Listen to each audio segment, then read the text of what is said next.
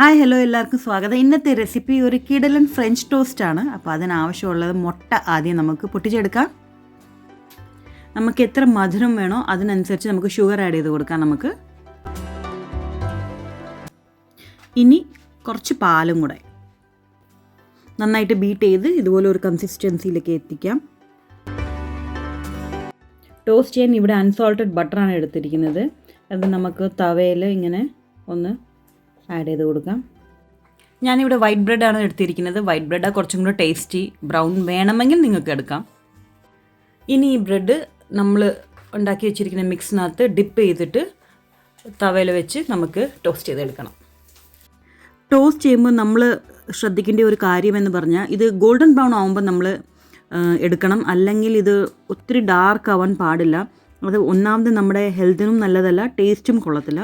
So ഈ ഒരു ടെക്സ്ചറിൽ നമുക്ക് റെഡിയാക്കി എടുക്കണം. അപ്പോൾ ഇതുവരെ എൻ്റെ ചാനൽ സബ്സ്ക്രൈബ് ചെയ്യാത്തവർ ദയവായി സബ്സ്ക്രൈബ് ചെയ്യുക. നിങ്ങളുടെ വാല്യുബിൾ കമൻറ്റ്സ് ഇതിലിടുക, ലൈക്ക് ചെയ്യുക, ഷെയർ ചെയ്യുക.